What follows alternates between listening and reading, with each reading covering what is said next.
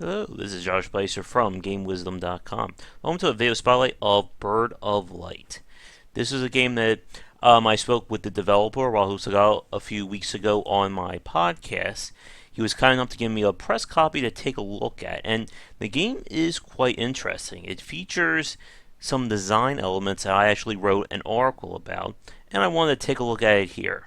The sound is off at the moment because the music is kind of loud, and I want to at least get through this part before we have that going on. Bird of Light was originally developed as a mobile game, which Rahul found a lot of trouble with getting it to getting publishers and interest for on the mobile platform, and we talked about this on the podcast, which there'll be a link to below. So he moved to the PC, found a indie publisher, game is now out, and he's going to probably take this version back to the mobile scene at some point. So let me turn the music back on. Nice, calm, relaxing music. And the game is a puzzle slash runner game, and it has some very unique design elements which we're going to look at. I've already played through some of the game, but I've restarted things so we can look at the whole game from start to finish. Alright. So the idea is we create our own path from beginning to end while hitting specific points and finding items. Okay. I'm sorry, I'm going to have to turn the music off. It's just I can't adjust the volume any lower, and it's just really messing with how I'm talking.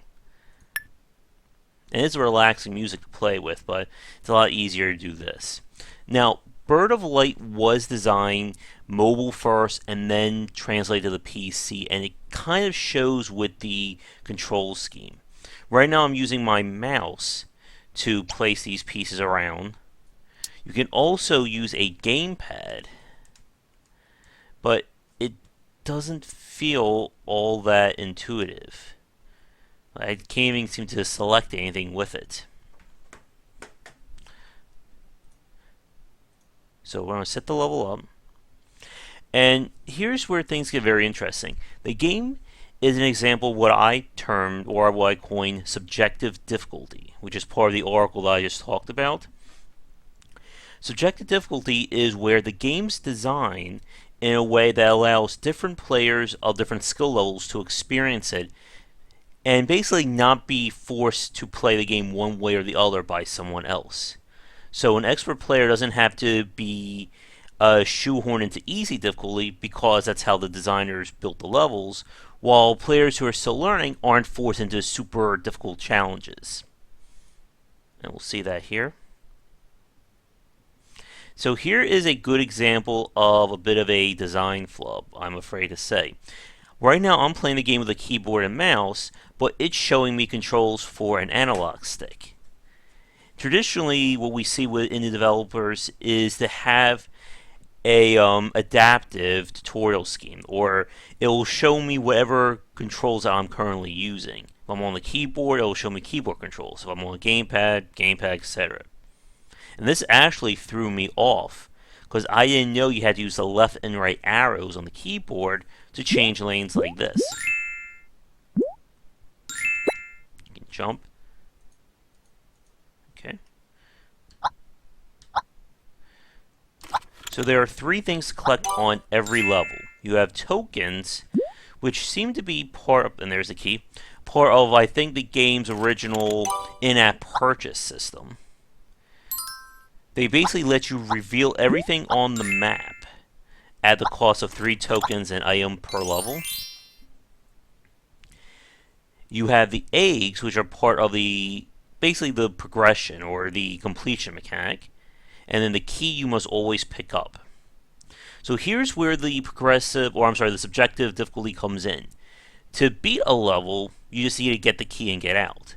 But to get the badges or for achievements and praise, you have to do 3 different objectives. Collect all the eggs, get through the level under par time, and then collect all the eggs under a time without losing.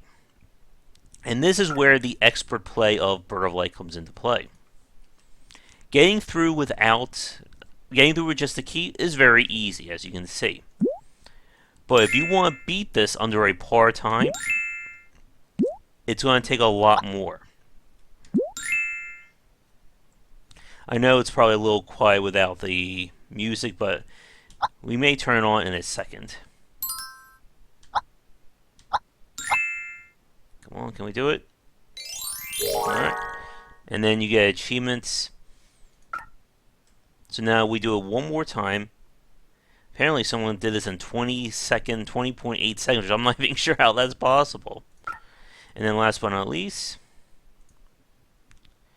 we go for par time. So again, this is just literally us running through as quickly as possible. Trying to figure out the best line, essentially.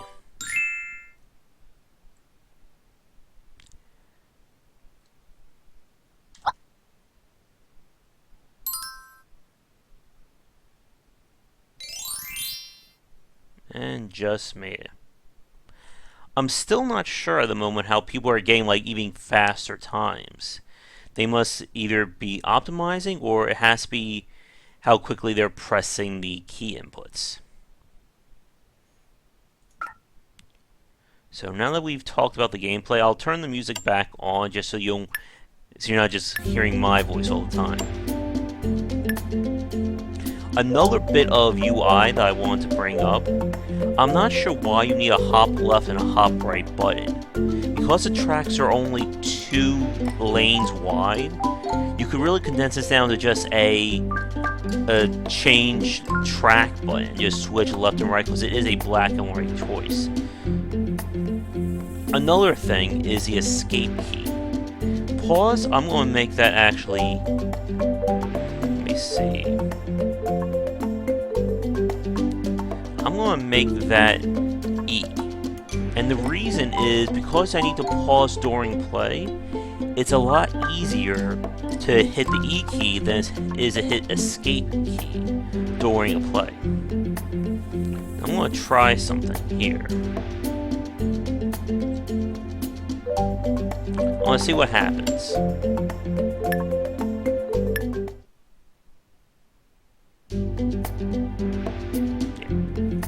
So the tokens are used to basically reveal these things on the map, but you don't need to do it. You can just get through it on your own.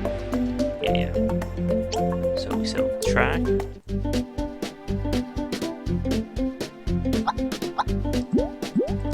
There we go. Yeah.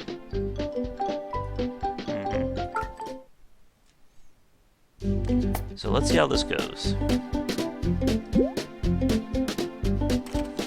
So now I'm basically just operating everything with my left hand.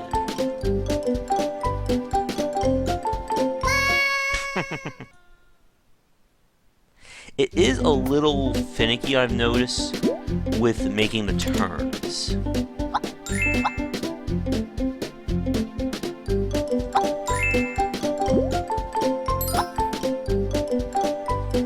So let's see if we can hit everything for the expert time.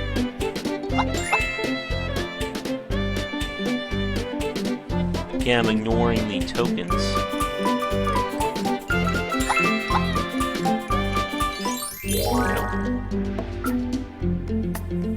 Still missing the speed run. You really can't do speed run and boss run at the same time. So we'll do the speed next.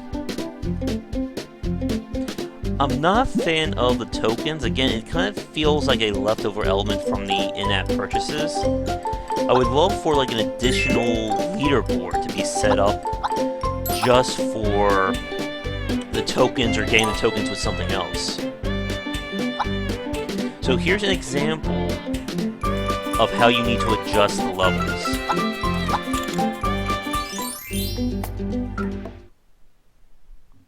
So to go for the speed run, I'm going to move this over here, and we're just going to focus on the key. And again, this is a very interesting way of puzzle design, because the players are effectively sculpting the level themselves.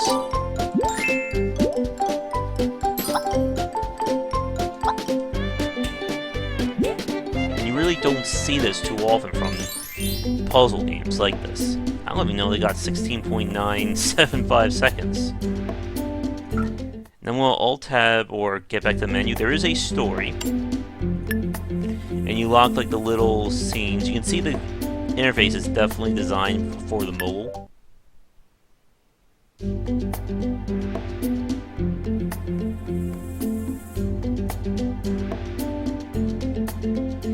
It's a weird story. It's about her going to a farm to live there.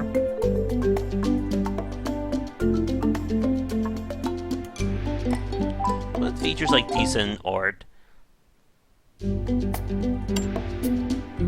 So for this next part, I'm afraid I'm going to have to mute the sounding because I want to bring this up while I'm talking.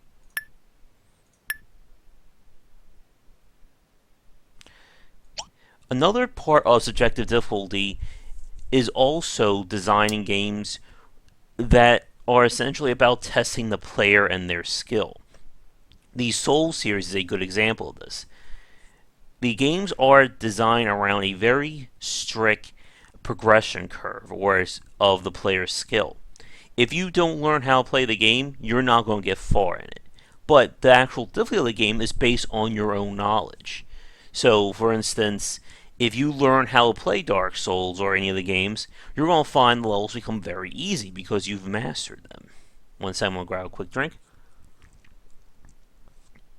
Another example would be Super Mario Galaxy, and how players of different skill levels can make use of Mario's abilities differently to get through this. You can see that in how speedrunners make use of advanced mechanics to basically find all the little shortcuts and ways through the level that a new player would never even think about.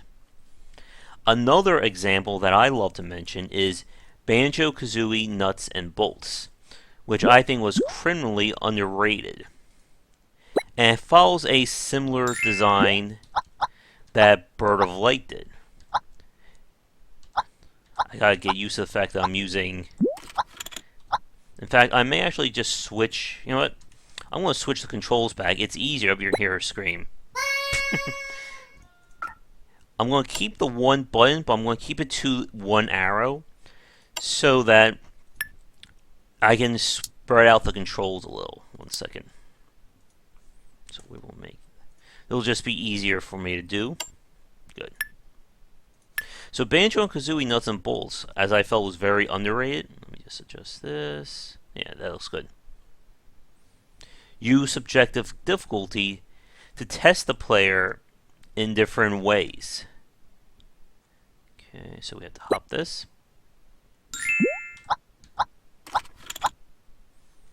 A new player could get through the game simply by virtue of beating each level one at a time with the basic goal.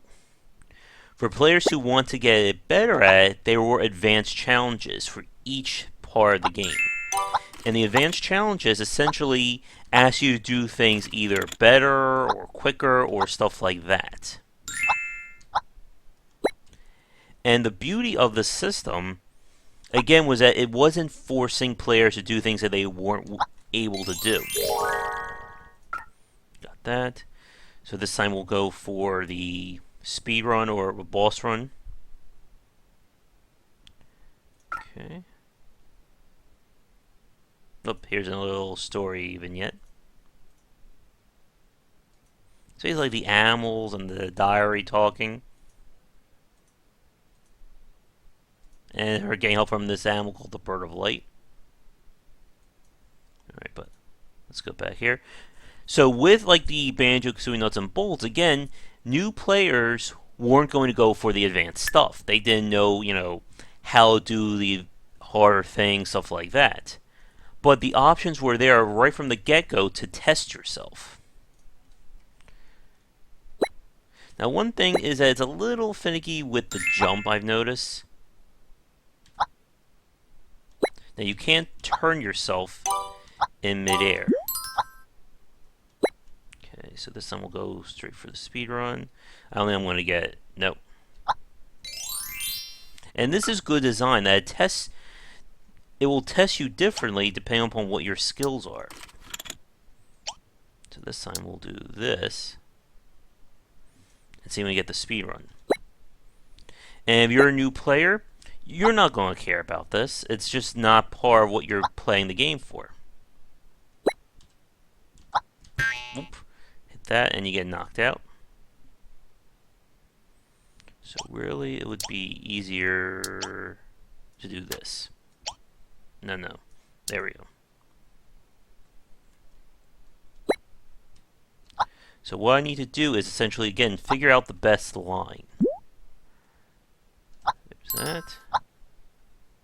And now we turn around, and we should have it. Now, she only moves at one variable speed. So you have to take that into account when you're figuring out how to get through the levels.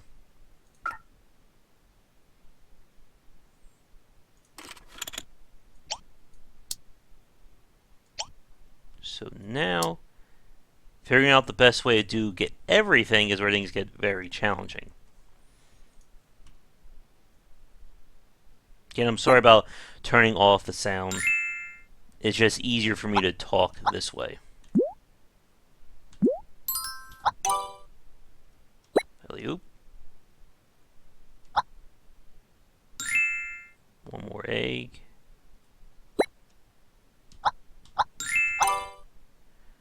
Am I going to get the expert time? Come on. Come on. Yes.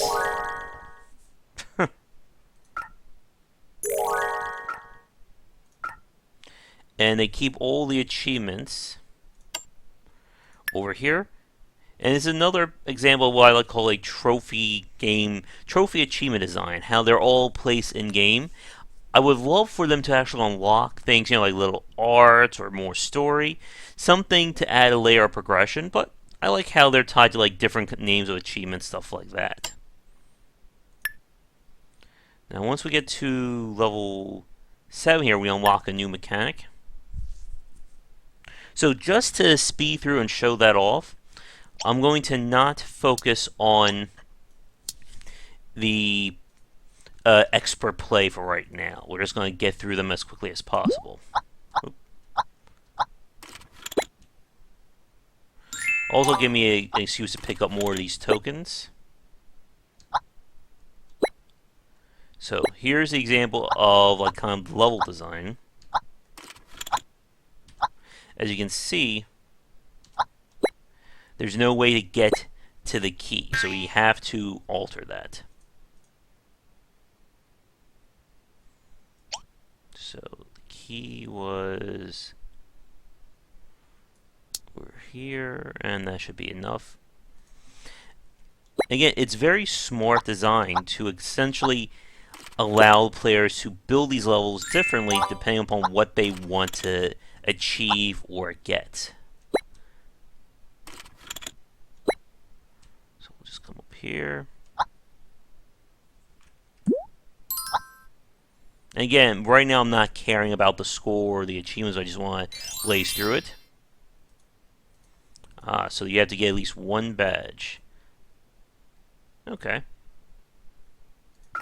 Easy, we can get the speedrun badge.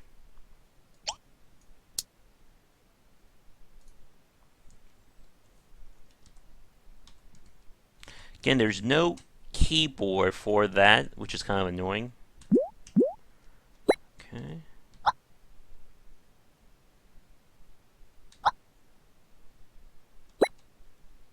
Oop.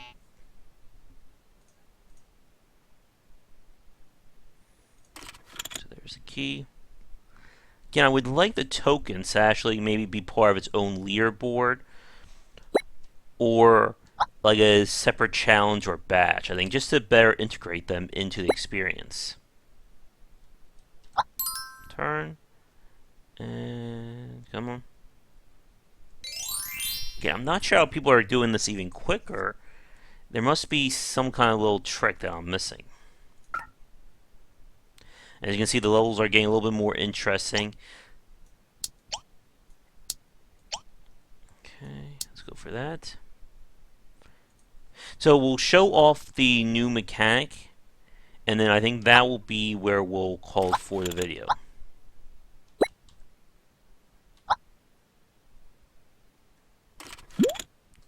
And now they're integrating jumping in.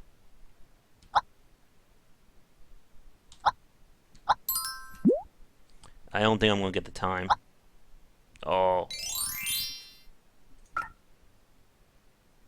And you could spend the time just going after the eggs, too, and explore level that way. So the game does give the player freedom of how they want to progress through the game, but then the option is there for people who want to be extra challenging.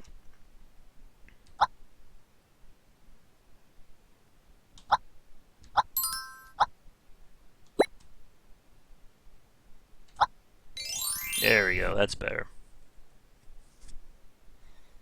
Still not getting that time. So after this level, we unlock the new mechanic.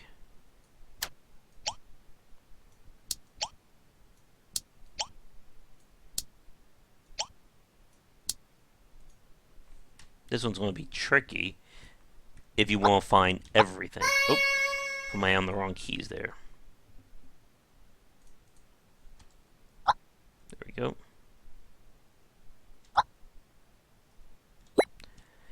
And I'm going to write this in my review of the game. I would love for them to put in like a level editor, because I think this kind of game just screams that kind of customization. Especially since the player is free to design levels themselves. I could see something like a Mario Maker-esque thing working here. Okay.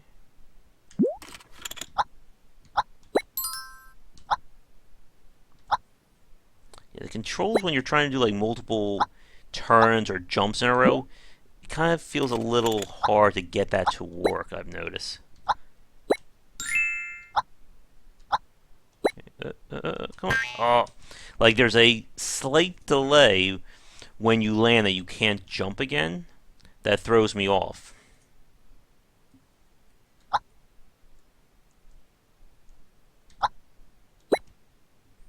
So this time we'll try and hit the checkpoint.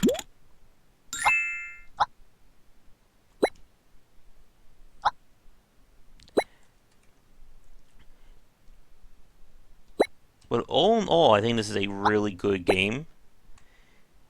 I do like how it appeals to different people. How am I supposed to get that one? Again, you can play this game as someone with no puzzle skill and just get through finding the key, get the eggs, and be done with it. Or if you're an advanced player, you can go through this, collect everything, and do it without getting killed or using a checkpoint.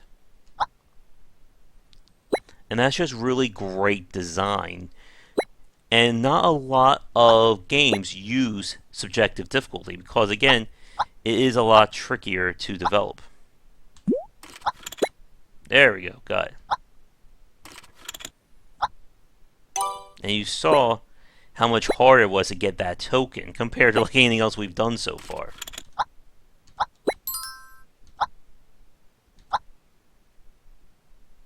Oh, I missed the checkpoint. Hopefully that won't come back to bite me.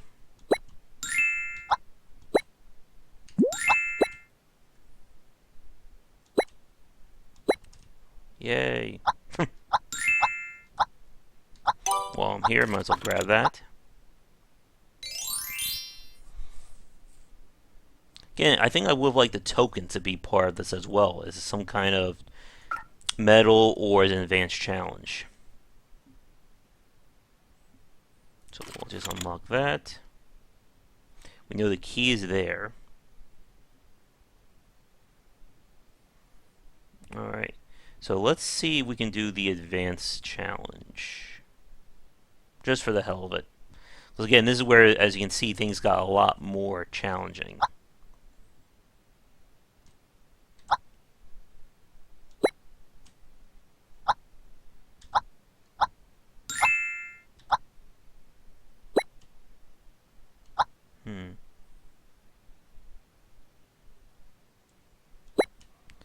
You know what? I think I see something better.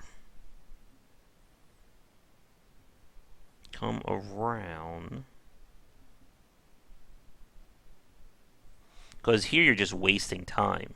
And again, the fact that I'm thinking like this in this game is a good example of how there is complexity despite the simple trappings.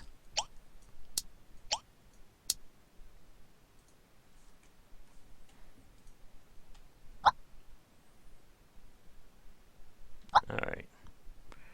So we'll get the eggs, and then I think that will take us to the next level, and then we will call it there. Again, sorry about not having the music on. It's just very distracting when you're trying to talk and play at the same time. I'm going to hit the pig. Oh, good.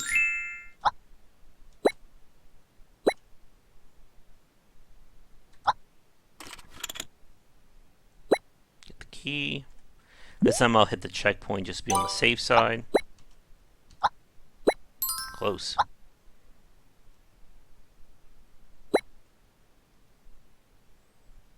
And if I timed it better, I bet I could have gotten it all.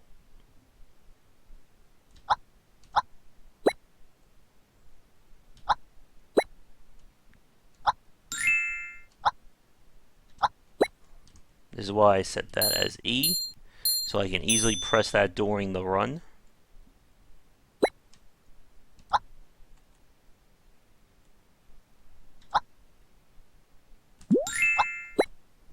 Got it. Top that. And that's level. So then you unlock at level 6 the feather, and this basically allows you to essentially break some of the design. Now I can fly over gaps, which means I don't need to place tiles there.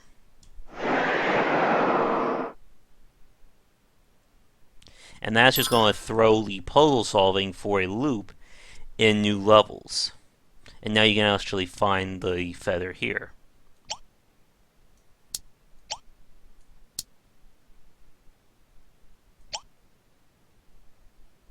So let's see what happens. So there's a feather.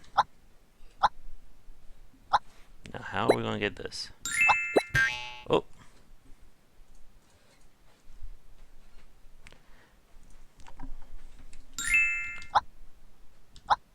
Okay.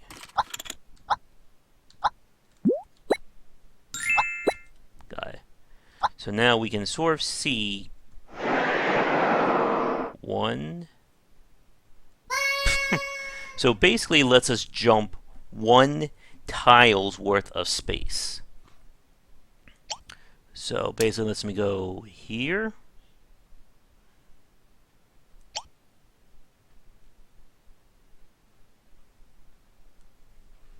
Now how are we going to go from there? Here, here.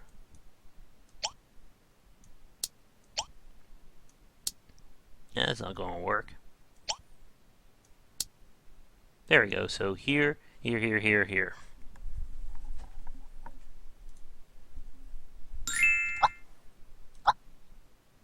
Okay. So now, fly over there.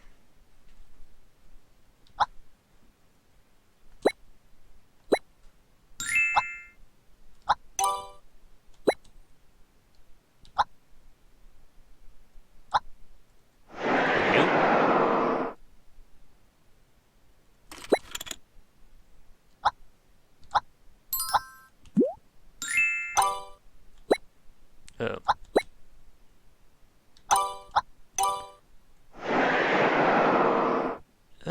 Come on. There we go.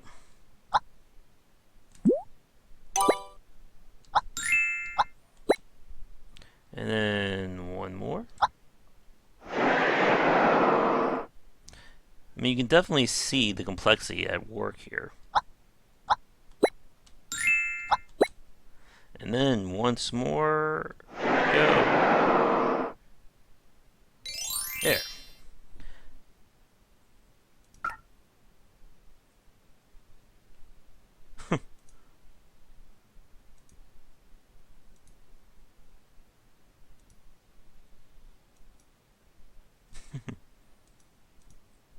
And I think there's also like unique sections too.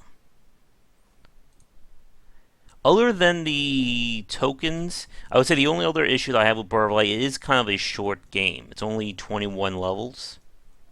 And again, if you're just going through to go through it, you'll get through this fairly easily. But for the expert players, there's definitely challenges to get all 3 medals. So while I wrap up my thoughts on the game, we'll turn the music back on so you can enjoy that. All in all, I like Bird of Light. It's a great use of subjective difficulty. It hides a lot of its more complicated design under the surface, and it has a great appeal to casual and expert players. Again, if you just want, you can play this game differently depending upon how much you want to put into it. And I hope it does well for Rahul. I'm sorry, Rahul. I'm sorry if I butchered your name there. So that he can possibly grow this with more kind of design or evolve it. I would love again for more advanced challenges or to see how you can really elevate this in a sequel or maybe an expansion at some point. So this has been Bird of Light. It's available currently on Steam. Should be coming to iOS soon. And be sure to take a look at it if you want a puzzle game that's either casual or very challenging. So that's going to do it for this spotlight. If you enjoyed the video, be sure to share with your friends, leave a comment, and of course like and subscribe to the channel. Check out game-wisdom.com where I examine the art and science of games, including the podcast I had with Rahul and about the development of Bird of Light. You can follow me on Twitch and Twitter under GW Bycer, and you can find me on Patreon under Game Wisdom. Donations would be greatly appreciated. They allow me to keep putting out great content and support myself while adding more if we hit some of those goals. So once again, this has been Bird of Light. Thanks for watching, and I will see you all next time.